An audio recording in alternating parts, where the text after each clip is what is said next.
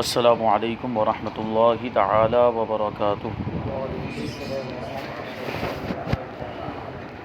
نحمده ونصلي ونسلم على رسوله الكريم اما بعد فاعوذ بالله من الشيطان الرجيم بسم الله الرحمن الرحيم ان الله وملائكته يصلون على النبي يا ايها الذين امنوا صلوا عليه وسلموا تسليما اللهم صل على سيدنا ومولانا محمد معدن الجود والكرم وآلہ الکرام وابنہ الکریم وبارک وسلم صلاۃ وسلاما علیک یا رسول اللہ صلی اللہ تعالی علیہ وسلم۔ تو جنازے کے سے تعلق رکھنے والی چیزوں کا بیان یہاں پہ مکمل ہوا۔ غسل میت، کفن میت اور نماز جنازہ اور میت کو دفن کرنا، وہ ساری چیزیں اس سے پہلے بیان ہوئی۔ اب یہاں سے کتاب الزکوٰۃ شروع ہو رہی ہے، یعنی زکوٰۃ کا بیان یہاں سے شروع کر رہے ہیں۔ اور زکوٰۃ کے مسائل جاننا اور سیکھنا بہت زیادہ ضروری ہے کہ آدمی جب مالک نصاب ہو جاتا ہے تو اس پر زکوٰۃ فرض ہو جاتی ہے، لیکن مسائل معلوم نہ ہونے کی وجہ سے بعض اوقات اس میں کوتاہی ہوتی ہے، اور بعض اوقات ایسا ہوتا ہے کہ اس کے اوپر زکوٰۃ فرض ہو چکی ہے اور اس کو پتہ ہی نہیں ہوتا کہ زکوٰۃ فرض ہو چکی ہے۔ تو یہ ساری چیزیں اگر معلوم ہوگی تو وہ آسانی ہوگی زکوٰۃ کو ادا کرنے میں بھی، اور اس تعلق سے ہم دوسرے لوگوں کو بھی بتا سکتے ہیں۔ تو اس کو غور سے سننا ہے اور اس کو ذہن میں رکھنا، دوسروں تک بھی پہنچانا۔ سب سے پہلا سوال ہے کہ زکوٰۃ کہتے کسے ہیں؟ زکوٰۃ شریعت کی جانب سے مقرر کردہ اس مال کو کہتے ہیں جس سے اپنا نفع ہر طرح سے ختم کرنے کے بعد رضائے الہی کے لیے کسی ایسے مسلمان فقیر کی ملکیت میں دے دیا جائے جو نہ تو خود ہاشمی ہو اور نہ ہی کسی ہاشمی کا آزاد کردہ غلام ہو۔ یہ زکوٰۃ جو ہوتی ہے مال کی ایک مخصوص مقدار ہوتی ہے، وہ ہے 2.5%، 40واں حصہ۔ یہ جو اتنا حصہ ہوتا ہے مالک نصاب، شخص ابھی اور شرائط اس کو بیان کریں گے، جو مالک نصاب ہوتا ہے وہ اپنے مال کا 2.5 حصہ جس پر زکوٰۃ واجب ہوتی ہے، 2.5% حصہ یا 2.5% کہہ لیجئے، یا 40واں حصہ کہہ لیجئے، 40واں حصہ یہ 2.5% ہوتا ہے۔ تو 2.5% یعنی 40واں حصہ کا مطلب کیا ہو رہا ہے کہ کسی بھی چیز کے 40 حصے کیے جائیں تو اس میں سے ایک حصہ جو ہوگا وہ 40واں حصہ کہلا جائے گا۔ تو 100 مطلب ہے، اگر 100 کے 40 حصے کرے تو اس کا جو 40واں حصہ ہوتا ہے وہ 2.5 بنتا ہے۔ تو 2.5% کہہ لیجئے یا 40واں حصہ کہہ لیجئے، دونوں ایک ہی چیزیں ہوتی ہیں۔ تو اتنے مال کو اپنے مال سے الگ کر کے نکال دینا اور اس سے اپنے نفع کو پورے طور پر خالی کر دینا، اور کسی مسلمان شرعی فقیر کو جو شرعی اعتبار سے زکوٰۃ کا مستحق ہے، جو مالک نصاب نہیں ہے یا جو مسکین ہے یا جو مصارف زکوٰۃ، اس کو انشاءاللہ تبارک و تعالیٰ آگے بیان کریں گے کہ کن کن لوگوں کو زکوٰۃ دی جا سکتی ہے۔ تو ایسے لوگوں کو وہ زکوٰۃ کا مال دے کر ان کو مالک بنا دینا، پھر اس مال سے ہمارا کوئی تعلق نہ رہے، یعنی پھر اس سے کوئی مطالبہ ہم نہ کریں اس سے کہ اس کو مالک بنا دیا، وہ ہمارا مال نہیں رہا، اب وہ تو اس کا مال ہو گیا۔ نفع کو خالی کر دینا، نفع سے اس کو ہر طرح سے ختم کر دینا اس میں سے، اس کا مطلب یہ ہوتا ہے کہ اب ہم اس سے کوئی فائدہ نہیں اٹھا سکتے، وہ دوسرے کا ہو گیا، وہ فقیر کو ہو گیا۔ تو یہ مخصوص مال کو نکال دینے کو اسی کو زکوٰۃ کہا جاتا ہے، اور یہ زکوٰۃ ایسے مسلمان فقیر کو یا مصرف زکوٰۃ کو دے سکتے ہیں جو نہ خود ہاشمی ہو اور نہ کسی ہاشمی کا آزاد کردہ غلام ہو۔ ابھی تک ہم نے صرف سنا ہوا ہے کہ سادات کرام کو ہم زکوٰۃ نہیں دے سکتے، تو سادات کرام بھی ہاشمی ہیں کیونکہ بنو ہاشم سے ان کا تعلق ہے۔ ہاشمی کن لوگوں کو کہا جاتا ہے؟ جو حضرت ہاشم کی اولاد۔ حضرت ہاشم کون ہے؟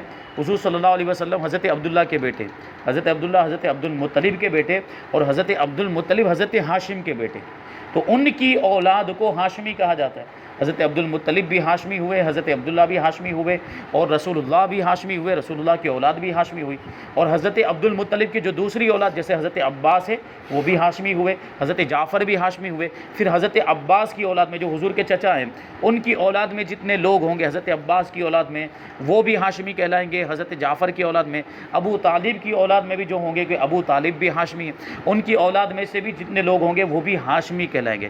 تو ابھی اس زمانے میں بھی ان کی اولاد میں صحیح النسب کوئی مل جاتا ہے، جیسے حضرت عباس کی اولاد میں سے کوئی ہے یا حضرت جعفر کی اولاد میں سے کوئی ہے اور اس کا نسب بالکل صحیح ہے، کیونکہ نسب تو ہمارے یہاں محفوظ نہیں ہے. لوگ صرف سادات کرام، وہ بھی سادات کرام میں بعض لوگوں کا نسب ہی محفوظ ہے. ان کو معلوم، بعض لوگوں کے پاس شجرے بھی رکھے ہوئے ہیں کہ یہ ان کا سلسلہ کیسے حضور صلی اللہ تعالیٰ علیہ وسلم تک پہنچتا ہے. بعض سادات کرام کے پاس ان کے نسب بھی موجود ہیں، لیکن بعض سادات کرام کے پاس نہیں ہے. اور جو سادات نہیں ہیں، دوسری برادریوں سے تعلق رکھتے ہیں، ان کے پاس تو کچھ ہے ہی نہیں. مشکل سے دادا پر دادا تک ان کو نام یاد ہوں گے، اس کے بعد وہ کچھ بھی یاد نہیں ہے. تو نسب محفوظ ہی نہیں، اجمیوں کے نسب محفوظ ہی نہیں ہے. عرب کے لوگ اس چیز کا بہت اہتمام کرتے ہیں، اور زمانہ جاہلیت میں بھی یہ چیز تھی کہ وہ اپنے نسب کو پورا یاد رکھتے تھے. اور اس کے بعد بھی، اسلام کے آنے کے بعد بھی نسب کو یاد رکھنے کا سلسلہ، اور سعادت کرام کا تو ابھی بھی، جیسے عرب کے اندر تو وہ ابھی بھی یاد رکھتے ہیں، ابھی بھی محفوظ رکھتے ہیں. اور عرب کا معاملہ یہ تھا کہ عرب بہت زیادہ ذہین ہوتے تھے، اور ان کو اپنے ذہن پر ناز ہوتا. کسی بھی چیز کو لکھ کر رکھنے کو وہ عیب سمجھتے تھے، برائی سمجھتے تھے کہ لکھ کر رکھیں گے، جب ہم یاد رکھ سکتے ہیں تو ہمیں لکھنے کی کیا ضرورت. وہ چیزوں کو لکھنے کو عیب سمجھتے تھے، برائی سمجھتے تھے. بڑے بڑے قصیدے اور بڑی بڑی شاعریاں، کئی سو کی، سینکڑوں کی تعداد میں شاعری اشعار وہ ان کو زبانی یاد ہوا کرتے تھے، بلکہ ہزاروں کی تعداد میں ان کو اشعار یاد ہوا کرتے تھے. یہی وجہ ہے کہ جب اسلام آیا اور اسلام کے اندر اللہ تبارک و تعالیٰ نے قرآن عطا فرمایا، تو وہ قرآن کو بھی پہلے زبانی یاد کیا گیا. اور جب تک عرب کے اندر اسلام رہا، ملک عرب کے اندر ہی اسلام رہا، وہاں تک قرآن کو لکھنے کی ضرورت محسوس نہ کی گئی. لیکن جب عرب سے باہر اسلام پہنچا، جیسے حضرت فاروق اعظم کے زمانے میں باہر پہنچا، اور حضرت عثمان غنی کے زمانے میں تو قیصر و کسریٰ تک پہنچ گیا تھا اسلام، ملک شام تک پہنچ گیا، بہت سارے ممالک فتح ہو گئے تھے. تو اب عجمی لوگ بھی، یعنی جن کا تعلق عرب سے نہیں، ان کو عجمی کہا جاتا ہے، وہ لوگ بھی اب مسلمان ہوئے، وہ بھی قرآن کو سیکھنے لگے، قرآن کی تعلیم حاصل کرنے لگے. تو ان لوگوں کا معاملہ تو یہ نہیں تھا کہ وہ زبانی یاد کر لیتے. ان میں سے بعض لوگ یاد بھی کر رہے تھے، لیکن سب کے ساتھ یہ معاملات نہیں تھے. جیسے ہمارے یہاں معاملہ ہے کہ سب حافظ نہیں ہوتے، جتنے بھی مسلمان ہیں سب تو حافظ نہیں، چند گنے چنے لوگ ہوتے ہیں جو حافظ ہوتے ہیں قرآن مجید کے. تو اب اس بات کی ضرورت محسوس کی گئی کہ قرآن مجید کو لکھا جائے. تو اس وجہ سے فاروق اعظم کے زمانے میں بھی لکھا گیا، حضرت ابوبکر صدیق رضی اللہ تعالیٰ عنہ کے زمانے میں بھی لکھا گیا تھا، لیکن وہ متفرق تھا، بکھرا ہوا تھا. کچھ اس کے پاس لکھا ہوا، کچھ اس کے پاس ہے، کچھ آیتیں ان کے پاس ہے، کچھ آیتیں، کچھ صورتیں ان کے پاس، ایسے بکھرا ہوا تھا. فاروق اعظم نے اس کو جمع بھی کیا، لیکن وہ مخصوص حضرت حفصہ رضی اللہ تعالیٰ عنہ کے پاس ہی تھا، یا کچھ دوسرے صحابہ کرام کے پاس. پھر وہ جو ہے کہ حضرت عثمان غنی رضی اللہ تعالیٰ عنہ کے زمانے میں پورے طور پر کتابی شکل میں جو آیا ہے، وہ عثمان غنی کے زمانے میں آیا، اور انہوں نے مختلف نسخے اس کے تیار کروائے، اور مختلف ملکوں میں جہاں جہاں اسلامی حکومت قائم ہو چکی تھی وہاں وہ نسخے بھیجے تاکہ وہاں پر لوگ اس کی تلاوت کر سکیں. تو یہ کتابی شکل میں جو آیا کہ یہ عثمان غنی کے زمانے میں، پھر یہ آگے سلسلہ جاری ہوا اور زیادہ اس کے نسخے تیار کیے گئے، یہ ہوا. تو وہ نسب کو بھی اس طریقے سے محفوظ کرتے تھے. تو ہاشمی جو لوگ ہوں گے، یعنی حضرت ہاشم کی اولاد میں سے جو بھی ہوں گے، سادات کرام تو ہے ہی ہیں، ان کے علاوہ دوسرے بھی ہوں گے، حضرت عباس کی اولاد میں سے یا دوسرے ہوں گے، تو ان کو بھی زکوٰۃ نہیں دے سکتے. وہ بھی زکوٰۃ لینے کے مستحق نہیں، بلکہ ان کے لیے زکوٰۃ لینا حرام فرمایا گیا. اور پھر ان کے آزاد کردہ غلام بھی جو ہوں گے وہ بھی زکوٰۃ نہیں لے سکتے. یہ غلام کا زمانہ تو اب ہے ہی نہیں. اس زمانے میں جب غلام ہوا کرتے تھے تو مان لیجئے کہ کسی ہاشمی کے پاس یا کسی سید کے پاس، صحیح نسب سید کے پاس کوئی غلام تھا، وہ غلام اس نے آزاد کر دیا، تو وہ غلام بھی اب زکوٰۃ نہیں لے سکتا. یہ چیز بھی ذہن میں رکھنے کی ہے. اور سادات کرام کے تعلق سے جو یہ ذکر کیا کہ بعض سادات کرام صحیح النسب، ان کے پاس ان کے شجرے بھی محفوظ، اور بعض سادات کرام ایسے ہیں کہ ان کے پاس شجرہ تو نہیں ہے لیکن اس کے باوجود بھی وہ صحیح النسب ہیں. لیکن ہمارے یہاں ابھی ایک برائی یہ آ گئی عجم کے اندر خاص طور پر، کہ وہ دیکھتے ہیں کہ سادات کرام کا مقام و مرتبہ بہت بلند والا ہوتا ہے، ان کی تعظیم کی جاتی ہے اور ان کو نذرانے پیش کیے جاتے ہیں، ان کی خدمت کی جاتی ہے، ان کو جو ہے کہ بڑا مانا جاتا ہے، ان کا مرتبہ بہت بلند و بالا ہوتا ہے. تو یہ دیکھ کر کچھ دوسری قوموں کے لوگ بھی تھے، انہوں نے بھی اپنے آپ کو سعادت بتانا شروع کر دیا، انہوں نے بھی اپنے آپ کو سید بتانا شروع کر دیا. تو اگر کسی کے بارے میں ہمیں یقین کے ساتھ معلوم ہو کہ یہ سید نہیں ہے پھر بھی سید کہتا ہے، تو پھر تو اس کو روکا جائے گا، اس کی مذمت کی جائے گی، اس کی برائی کی جائے. بھائی تو پہلے شیخ کہلاتا تھا، تو سید کیسے ہو گیا؟ اور اگر تو سید تھا تو پہلے شیخ کیوں کہتا تھا اپنے آپ کو؟ یا پہلے فاروقی کہلاتا تھا، پہلے صدیقی کہلاتا تھا، اب تو سید کیسے کہہ رہا ہے اپنے آپ کو؟ اس کا مطلب دونوں میں سے ایک بات تو غلط ہے. اور ظاہر سی بات ہے پہلے جو کہلاتا تھا وہی زیادہ صحیح ہوگا. اب تو سید کہلا رہا ہے، سید تو پہلے ہی سے سید ہونا چاہیے تھا، تو اس کی برائی کی جائے گی، اس کو روکا جائے گا، اس کی تحقیق کی جائے. لیکن وہ سادات کرام جن کے بارے میں ہمیں معلوم نہیں ہے کہ یہ سید پہلے کچھ کسی دوسری قوم سے تعلق رکھتے تھے، اگر کسی سے ہم نے جیسے ہماری پہلی ملاقات ہوئی انہوں نے ہم کو کہا سید ہیں وہ، تو ہم ان کو سید ہی مانیں گے، پھر وہاں تحقیق کرنے کی ضرورت نہیں ہے، وہاں معلوم کرنے نہیں جائیں گے، وہاں ان سے مطالبہ نہیں کیا جائے گا کہ ہم کو شجرہ دکھاؤ تب ہم کو سید مانیں، نہیں، کسی نے ہمیں کہہ دیا کہ ہم سید ہیں تو پھر مان لیں گے۔ لیکن کوئی ہمارے سامنے پہلے شیخ کہلاتا تھا، پہلے فاروقی یا دوسری قوم سے کہلاتا تھا، انصاری وغیرہ، پھر بعد میں اپنے آپ کو سید کہنے لگا، تو ہمارے سامنے کی بات ہے یہ، تو پھر تو اس کو روکا جائے گا، اس کی برائی بھی کی جائے گی، لوگوں کو اس کے بارے میں بتایا بھی جائے گا کہ بھائی یہ جھوٹا سید بنا ہوا ہے، نقلی سید، اس کا بہت بڑا وبال بھی ہے۔ حدیث شریف کے اندر فرمایا گیا کہ جو اپنے باپ کے علاوہ دوسرے کی طرف اپنے آپ کو منسوب کرے اس پر اللہ کی لعنت ہے، یہ حرام ہے، نسب بدلنے کو حرام فرمایا گیا۔ اب کوئی شیخ ہے اور اپنے آپ کو سید کہہ رہا ہے، کیا مطلب وہ اپنا باپ بدل رہا ہے؟ کیونکہ اس کا باپ تو شیخ رہا ہوگا نا، تبھی تو یہ شیخ کہلاتا تھا۔ اب سید کہلا رہا ہے تو کیا مطلب سیدوں کی طرف اپنی نسبت کر رہا ہے، یعنی اپنے باپ کو چھوڑ کر دوسروں کی طرف اپنی نسبت کر رہا ہے، یعنی اپنے نسب کو بدل رہا ہے۔ نسب کو بدلنا یہ حرام ہے۔ تو ایسے لوگ جو یہ کام کرتے ہیں وہ حرام کے مرتکب ہیں اور بہت بڑے گنہگار ہیں، ان کو اس سے باز آ جانا چاہیے۔ لیکن ہمارے سامنے کوئی ایسے سید آئیں جن کے بارے میں ہمیں معلوم نہیں، ان کا بیک گراؤنڈ معلوم نہیں کہ وہ پہلے کیا تھے یا سید تھے بھی کہ نہیں تھے، تو ان کی تحقیق ہم نہیں کریں گے بلکہ ان کو ہم سید مان لیں گے، کیونکہ اگر ہم تحقیق کرنے جاتے ہیں اور واقعی میں وہ سید ہیں اور اس کی وجہ سے ان کی شان میں کوئی بے ادبی ہو جاتی یا ان کی تعظیم میں کوئی کمی آ جاتی تو پھر اس کے ذمہ دار ہم ہوں گے۔ اس وجہ سے یہ اعلیٰ حضرت رضی اللہ تعالیٰ نے بھی لکھا ہے کہ تحقیق میں پڑھ کر ان کی تعظیم سے محروم نہیں ہونا، بلکہ ان کی تعظیم، کیونکہ سادات کرام تعظیم کے حقدار ہیں، تعظیم کے لائق، کیونکہ ان کو جو نسبت حاصل ہے وہ کوئی معمولی نسبت نہیں ہے، رسول اللہ کے خاندان سے ان کا تعلق ہے، اسی وجہ سے تو وہ قابل تعظیم ہوئے، تو ان کی تعظیم کی جائے گی بہر صورت۔ تو اگر کوئی ایسے سید مل جاتے ہیں جن کے بارے میں ہمیں جن کا بیک گراؤنڈ معلوم نہیں، تو تحقیق نہیں کرنی بلکہ ان کو سید ماننا ہے۔ تو یہ ہاشمی کا مطلب ہوا۔ اب آگے بتاتے ہیں کہ زکوٰۃ کب فرض ہوئی، کون سے سال میں فرض ہوئی؟ تو فرماتے ہیں زکوٰۃ 2 ہجری میں روزوں سے پہلے فرض ہوئی، یعنی روزوں کے فرض ہونے سے پہلے یہ زکوٰۃ فرض ہوئی۔ زکوٰۃ کی فرضیت کا انکار کرنا کیسا ہے؟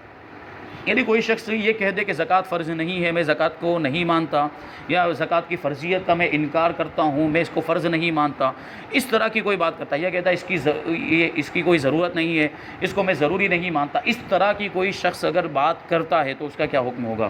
تو فرماتے ہیں زکوٰۃ کا فرض ہونا قرآن سے ثابت ہے۔ وَأَقِيمُوا الصَّلَاةَ وَآتُوا الزَّكَاةَ، مختلف مقامات پر قرآن مجید میں زکوٰۃ کا ذکر ہے، زکوٰۃ کا حکم دیا گیا ہے کہ نماز قائم کرو اور زکوٰۃ ادا کرو، مختلف جگہوں پر قرآن مجید کے اندر اس کا ذکر ہے۔ تو قرآن سے اس کی فرضیت ثابت ہوئی، اس کا انکار کرنے والا کافر ہے، کیونکہ اب ظاہر سی بات ہے جب اس کی فرضیت قرآن سے ثابت ہوئی تو اب جو شخص اس کی فرضیت کا انکار کرے گا وہ قرآن کا انکار کرے گا، اور جو قرآن کا انکار کر دے وہ کافر ہو جاتا ہے، اسلام کے دائرے سے باہر ہو جاتا ہے۔ زکوٰۃ کو زکوٰۃ کہنے کی وجہ کیا ہے؟ اس کو زکوٰۃ کیوں کہا جاتا ہے؟ تو جواب یہ ہے کہ زکوٰۃ کا لغوی معنی طہارت اور افزائش ہے۔ لغوی معنی یعنی ڈکشنری کے اعتبار سے، عربی ڈکشنری کے اعتبار سے اس کا معنی ہوتا ہے طہارت یعنی پاکیزگی، اور افزائش کا معنی بڑھنا، کسی بھی چیز کا بڑھنا، یعنی اضافہ ہونا، بڑھوتری ہونا، اس کو جو ہے کہ افزائش کہا جاتا ہے۔ تو اس کے 2 معنی ہوئے، ایک معنی کیا ہوا؟ طہارت، اور ایک معنی کیا ہوا؟ بڑھنا۔ تو چونکہ زکوٰۃ بقیہ مال کے لیے معنوی طور پر طہارت اور افزائش کا سبب بنتی ہے، اور اسی وجہ سے اس کو زکوٰۃ کہا جاتا ہے۔ یعنی جو مال ہم نے نکال دیا، 2.5% جو ہم نے نکال دیا، 40واں حصہ جو ہم نے نکال دیا، تو اس کے بعد جو مال بچا ہے معنوی اعتبار سے، یعنی حقیقی اعتبار سے نہیں، کیونکہ حقیقت میں تو مال کم ہو رہا ہے، ہم کو کیا دکھ رہا ہے؟ نظر تو کیا آ رہا ہے کہ مال کم ہو رہا ہے، 2.5% ہمارا جا رہا ہے، لیکن باطنی اعتبار سے، معنوی اعتبار سے دیکھیں تو اللہ تبارک و تعالیٰ اس کی برکت سے مال کو اور بڑھا دیتا ہے اور اضافہ ہو جاتا ہے مال کے اندر۔ پھر دوسری چیز کیا ہے کہ وہ مال پاک ہو جاتا ہے، پاکیزہ ہو جاتا ہے، پھر یہ کہ وہ مال محفوظ ہو جاتا ہے، آفتوں سے محفوظ ہو جاتا ہے، بلاؤں سے محفوظ ہو جاتا ہے، چوری ہونے سے، ہلاک ہونے سے محفوظ ہو جاتا ہے۔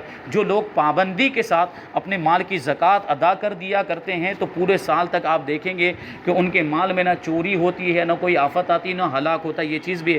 اور مال کا بڑھنا جو معنوی اعتبار سے، باطنی اعتبار سے جو فرمایا گیا، آپ دیکھیں کہ جو لوگ پابندی کے ساتھ زکوٰۃ ادا کرتے ہیں ان کے مال کے اندر اضافہ ہی ہوتا رہتا ہے، اللہ تبارک و تعالیٰ اس کی برکت سے ان کے مال میں اضافہ فرماتا ہے، اس کو بڑھاتا رہتا ہے۔ ایک شخص ہے مثال کے طور پر، آج اس نے اس سال 2000 روپے مثال کے طور پر زکوٰۃ ادا کی ہے، اور جب اگلا سال آتا ہے تو ہم خود محسوس کرتے ہیں یا اس سے معلوم کریں تو ہم کو پتہ چلے گا کہ اگلا سال اس نے 3,000 روپے زکوٰۃ نکالی یا 4,000 روپے زکوٰۃ نکالی، یہ اکثر لوگ محسوس کرتے ہیں۔ تو جو پابندیاں، جو شریعت کے جو قوانین ہیں، جو شرائط ہے، اس کے مطابق زکوٰۃ ادا کی جائے تو یہ فائدہ ہوتا ہے، اور آدمی جو لوگ ادا کرتے ہیں وہ اس کو محسوس بھی کرتے ہیں۔ ہاں، ہماری طرف سے اگر کوئی کوتاہی ہو رہی ہے، یعنی ہم برابر حساب نہیں لگا رہے، جس طرح حساب لگانا چاہیے اس طرح کا حساب نہیں ہو رہا، یا کوئی جو ہے کہ مسئلہ جو ہے ہم کو معلوم نہیں، اس کی وجہ سے کچھ گڑبڑ ہو جا رہی ہے، کوئی شرط اس کی فوت ہو جا رہی ہے، جیسی زکوٰۃ ادا ہونی چاہیے ویسی زکوٰۃ ادا نہیں ہو رہی، تو پھر اس کا فائدہ بھی ظاہر نہیں ہوگا، کیونکہ پورے طور پر زکوٰۃ ادا نہیں ہوئی ہے، صحیح طور پر شرائط کے مطابق زکوٰۃ ادا نہیں ہوئی ہے، تو وہ فائدہ مال کے بڑھنے کا یا مال کے محفوظ ہو جانے کا یا مال کی پاکیزگی کا جو معاملہ ہے، یہ اس وقت ہوگا جب صحیح طریقے سے، شرعی طریقے سے اور تمام شرائط کے ساتھ زکوٰۃ کو ادا کیا جائے۔ اسی وجہ سے یہ جو ہے کہ سبق ہم پڑھ رہے ہیں، یہ درس ہم سن رہے ہیں، تو وہی ساری چیزیں اس کے اندر بیان کی جائیں گی کہ صحیح طور پر زکوٰۃ کو ادا کرنا یہ کیسے ہوگا، کب ہوگا، تو اسی کو ہمیں جاننا ہے۔ اب زکوٰۃ کس پر فرض ہے، سب سے پہلے اس کو بیان کرتے ہیں، یہ بھی بہت اہم ہے۔ زکوٰۃ دینا ہر اس عاقل، بالغ اور آزاد مسلمان پر فرض ہے جس میں یہ شرائط پائی جاتی ہیں۔ ٹھیک ہے، عاقل، بالغ اور آزاد مسلمان، سب سے پہلے تو یہ چیز ہے، عقل مند ہونا چاہیے کہ نا، اگر کسی کی عقل ختم ہو گئی، کوئی مجنون ہو گیا، کوئی پاگل ہو گیا، تو اس پر زکوٰۃ فرض نہیں ہے۔ اسی طریقے سے کوئی نابالغ ہے تو نابالغ پر زکوٰۃ فرض نہیں ہوتی، نہ اس کے مال کے اندر زکوٰۃ فرض ہوتی ہے، نہ اس کی طرف سے اس کے باپ پر زکوٰۃ فرض ہوتی ہے، نابالغ کے مال میں زکوٰۃ نہیں ہے۔ صدقہ فطر کا الگ معاملہ ہے، یہاں زکوٰۃ کی بات چل رہی ہے۔ اور آزاد مسلمان، یعنی اگر کوئی غلام ہے، مسلمان ہے لیکن غلام ہے، کسی کی غلامی کے اندر وہ ہے، تو غلام کا تو جو کچھ بھی ہوتا ہے وہ اس کے آقا کو ہوتا ہے، تو اس کے پاس اگر مال بھی ہے تو وہ اس کا مال نہیں مانا جائے گا، تو اس کے آقا کا، تو اس کی زکوٰۃ تو اس کے آقا پر ہوگی، یعنی اس کے اوپر زکوٰۃ نہیں ہوتی۔ اسی طرح مسلمان ہونا بھی ضروری، بلکہ سب سے پہلی شرط تو مسلمان ہونا ہی ہے، کیونکہ جو بھی شریعت کا مکلف ہے، اسلام کے احکام کا مکلف ہے، وہ مسلمان ہی ہے۔ یہ احکام جو نافذ ہوتے ہیں، احکام جو لاگو ہوتے ہیں شریعت کے، وہ مسلمان پر لاگو ہوتے ہیں۔ کافر جو ہے شریعت کا مکلف ہی نہیں ہے، تو کافر پر کوئی بھی احکام نہیں نافذ ہوتے۔ تو یہ بات ذہن میں رہنی چاہیے کہ وہ یہ 4 چیزیں ہیں، عاقل، بالغ، آزاد اور مسلمان۔ اس کے اندر اگر یہ مذکورہ چیزیں پائی جاتی ہوں، یہ شرائط پائی جاتی ہوں، تو اس پر زکوٰۃ فرض ہوگی۔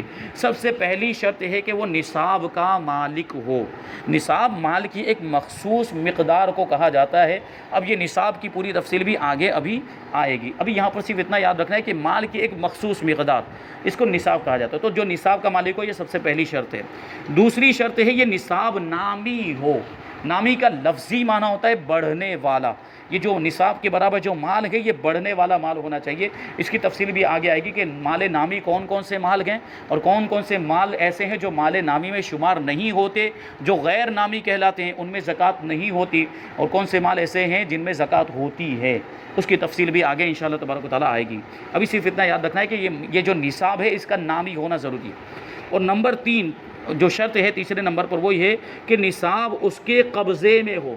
نصاب، جو نصاب کے برابر جتنا مال ہے، وہ اس کے قبضے میں بھی یہ ہونا چاہیے، اس کی ملکیت میں ہو، پورے طور پر اس کے اختیار میں ہو کہ وہ نکال کے اس میں سے زکوٰۃ ادا بھی کر سکے۔ بعض اوقات ایسا ہوتا ہے کہ مال تو ہے، اس کے پاس مالک تو ہے، لیکن فی الحال اس کے قبضے میں نہیں، کسی دوسرے کے قبضے میں ہوتا ہے، تو ادا کرنا ممکن نہیں ہوتا۔ اس کی بھی تفصیل آئے گی کہ قبضے سے مراد کیا ہے، اور اختیار میں ہونے سے مراد کیا ہے، اور ادا کرنے پر قادر ہونے سے مراد کیا ہے، اس سب کو آگے بیان کریں گے۔ چوتھی جو شرط ہے، نصاب اس کی حاجت اصلیہ یعنی ضروریات زندگی سے زائد ہو۔ حاجت اصلیہ کی بھی پوری تفصیل ابھی آگے آئے گی، یعنی روزمرہ زندگی گزارنے کے لیے جن چیزوں کی ضرورت پڑتی ہے، ان چیزوں کو حاجت اصلیہ کہا جاتا ہے۔ وہ ساری چیزیں حاجت اصلیہ میں شمار ہوتی ہے، یہ سب چیزیں مائنس ہو جائیں گے۔ ان کے علاوہ دیکھا جائے گا کہ ان کے علاوہ جو مال نامی ہے وہ نصاب کے برابر ہے، تو اس میں زکوٰۃ، یا نصاب سے زیادہ ہے تو اس میں زکوٰۃ ہوگی۔ یہ ہے چوتھی شرط۔ اس کے بعد ہے 5ویں شرط، نصاب دین سے فارغ ہو۔ دین سے فارغ ہو، اب دین کا مطلب جو ہوتا ہے ہر وہ چیز جو ذمے میں لازم ہوتی ہے، ہر وہ چیز جو ذمے میں لازم ہوتی ہے۔ صرف قرض ہی کو دین نہیں کہا جاتا، قرض بھی دین ہے، لیکن قرض کے علاوہ دوسری چیزیں بھی ہیں جو دین میں شمار ہوتی ہے۔ جیسے ہم نے کوئی چیز خریدی، مثال کے طور پر ہم نے موبائل خریدا اور ابھی ہم نے اس کی قیمت ادا نہیں کی ہے، ابھی اس کے پیسے دیے نہیں، تو یہ پیسے ہمارے ذمے کیا ہو گئے؟ باقی، یہ ہمارے ذمے لازم ہو گئے، ہم کو ادا کرنا باقی ہے، تو یہ بھی دین میں شمار ہے۔ اسی طرح ہم کسی کے مکان میں کرائے پر رہتے ہیں اور ہر مہینے کا کرایہ مقرر ہے، مثال کے طور پر 5,000 روپے مقرر ہے، یہ مہینہ پورا ہو گیا لیکن ابھی ہم نے 5,000 روپے نہیں دیے، تو یہ دینے ہمارے ذمے پہ لازم ہے کہ نہیں؟ یہ چیز ہمارے، یہ پیسے جو ہمارے ذمے باقی ہو گئے کرایہ، تو وہ بھی دین میں شمار ہوگا۔ تو ہر وہ چیز جو ہمارے ذمے میں لازم ہو جاتی ہے اس کو دین کہا جاتا ہے، اسی میں قرض بھی آتا ہے، قرض کے علاوہ یہ ساری چیزیں بھی آتی ہیں، یعنی اس پر ایسا قرض نہ ہو جس کا مطالبہ بندوں کی جانب سے ہو کہ اگر وہ قرض ادا کرے تو اس کا نصاب باقی نہ رہے، یعنی قرض بھی اس میں آتا ہے۔ تو قرض کے ذریعے مثال کو سمجھایا، یعنی قرض مثال کے طور پر ابھی اس کے پاس جو موجود ہے مال، مثال کے طور پر 5 لاکھ روپے اس کے پاس مال موجود، لیکن اس کے اوپر جو قرضہ ہے وہ بھی 5 لاکھ روپے کا قرضہ ہے۔ تو اگر وہ جو قرضہ ہے، جو دین ہے، اس کو مائنس کرنا پڑے گا پہلے، تو وہ قرضے کو ہم مائنس کرتے ہیں تو 5 لاکھ روپے کا قرضہ ہی ہے، تو قرضے کو مائنس کر دیں گے تو پھر کچھ بھی نہیں بچے گا، تو پھر وہ مالک نصاب ہی نہ رہا۔ ہاں اگر قرضے کو مائنس کرنے کے بعد بھی نصاب کے برابر اس کے پاس مال لیتا ہے، جیسے مثال کے طور پر 5 لاکھ روپے اس کے پاس ابھی موجود ہیں اور 4 لاکھ روپے کا اس پر قرضہ ہے، تو 5 لاکھ میں سے 4 لاکھ روپے مائنس کریں گے تو کتنے بچے ہیں؟ 1 لاکھ روپے بچے ہیں، اور 1 لاکھ روپے نصاب کے برابر ہوتے ہیں تو اس میں زکوٰۃ واجب ہوگی۔ تو یہ مائنس کرنے کا مطلب ہوا۔ چھٹی جو شرط ہے وہ یہ ہے کہ اس نصاب پر 1 سال گزر جائے، اس نصاب پر 1 سال گزر گیا ہو۔ سال گزر گیا کا مطلب کیا ہوتا ہے کہ جب سے مالک نصاب ہوا وہاں سے شمار کیا جائے گا۔ جیسے مثال کے طور پر آج کوئی مالک نصاب ہوا تو آج یہاں سے اس کا سال شمار ہوگا، پھر اب یہ سلسلہ جاری رہے گا۔ اب وہ ہر سال مالک نصاب رہتا ہے تو اس کو ہر سال مالک نصاب ہی مانا جائے گا، یعنی سال کے شروع میں اور سال کے آخر میں وہ مالک نصاب ہی رہتا ہے۔ درمیان میں اگرچہ وہ نصاب کے سے کم بھی ہو گیا مال تو اس کو مالک نصاب ہی مانا جائے گا، یعنی اب ہر سال اس کا وہیں سے شروع ہوگا اور وہیں پر ختم ہوگا جہاں پر پہلی مرتبہ اس کا سال جو ہے کہ شروع ہوا تھا۔ جیسے مثال کے طور پر آج سفر کی 2 تاریخ ہے، سفر مظفر کی 2 تاریخ ہے، تو یہاں سے اگر آج کسی کے پاس نصاب کے برابر مال آ گیا اور تو وہ یہاں سے مالک نصاب ہو گیا۔ پھر ہر سال کے شروع میں اور سال کے آخر میں وہ مالک نصاب رہتا ہے تو وہی تاریخ اس کی شمار ہوگی، یعنی اسی وقت جیسے آئندہ سال جب سفر کی 2 تاریخ آئے گی تو اس وقت اس پر زکوٰۃ ادا کرنا واجب ہوگا۔ اس کی پوری تفصیل آگے جو آئے گی۔ یہ جو دیکھا جاتا ہے کہ عام طور پر رمضان کے اندر لوگ زکوٰۃ ادا کرتے ہیں، تو رمضان کے اندر اگر لیٹ کر کے ادا کر رہے ہوں، یعنی کسی کا سال پہلے مکمل ہو جا رہا ہے لیکن رمضان کا انتظار کر کے ادا کر رہے ہیں تو تاخیر کرنا گناہ ہے، اس کی اجازت نہیں۔ لیکن اگر ایڈوانس میں ادا کر رہے ہوں، جیسے مثال کے طور پر رمضان کے بعد ان کا سال مکمل ہو رہا ہے، جیسے شوال میں جو ہے کہ مکمل ہو رہا ہے، یا ذی قعدہ میں یا بقرعید کے مہینے میں مکمل ہو رہا ہے اور وہ ایڈوانس میں زکوٰۃ ادا کر رہا ہے تو اس کی اجازت ہے، زکوٰۃ ادا ہو جائے گی۔ لیکن جو رمضان میں زکوٰۃ ادا کی اور مثال کے طور پر اس کا سال ذی الحجہ کے مہینے میں پورا ہو رہا ہے اور ذی الحجہ کے مہینے اور رمضان کے درمیان میں اگر کوئی زیادہ مال اس کے پاس آیا تو پھر اس کی الگ سے دینی پڑے گی، کیونکہ جو اس نے زکوٰۃ ادا کی وہ تو اتنے ہی مال کی جو اس وقت موجود تھا، اب جو اضافہ ہوا ہے اس کی الگ سے زکوٰۃ، اتنے مال کی الگ سے زکوٰۃ۔ جیسے 5 لاکھ کا مالک تھا رمضان میں تو 5 لاکھ کی اس نے زکوٰۃ ادا کر دی، لیکن رمضان سے لے کر بقرعید تک، بقرعید میں سال مکمل ہوتا اس کے پاس 1 لاکھ روپے دوسرے آ گئے تو وہ 1 لاکھ کی الگ سے اس کو زکوٰۃ دینی پڑے گی۔ تو یہ زکوٰۃ کے کچھ ضروری اور باریک مسائل ہیں جن کا جاننا بہت زیادہ ضروری ہے۔ انشاءاللہ تبارک و تعالیٰ اس کی تفصیل آگے بیان ہوتی رہے گی، تو ہر ایک شرط کو آگے آپ تفصیل کے ساتھ بیان کریں گے۔ یہ جو 6 شرطیں بیان کر دی، نصاب کا مالک ہونا، نصاب کا نامی ہونا، نصاب کا اس کے قبضے میں ہونا، نصاب کا حاجت اصلیہ سے زائد ہونا، نصاب کا دین سے فارغ ہونا، اور چھٹی جو شرط ہے اس نصاب پر 1 سال کا گزر جانا۔ انشاءاللہ تبارک و تعالیٰ اس کی پوری تفصیل آگے بیان کی جائے گی۔ اللہ تبارک و تعالیٰ ہم سب کو مسلسل اس درس میں شرکت کرنے کی توفیق عطا فرمائے اور جو کچھ بھی بیان ہو اس پر ہم سب کو عمل کرنے کی توفیق عطا فرمائے اور دوسروں تک پہنچانے کی بھی توفیق عطا فرمائے۔ وما علینا الا البلاغ۔ السلام علیکم۔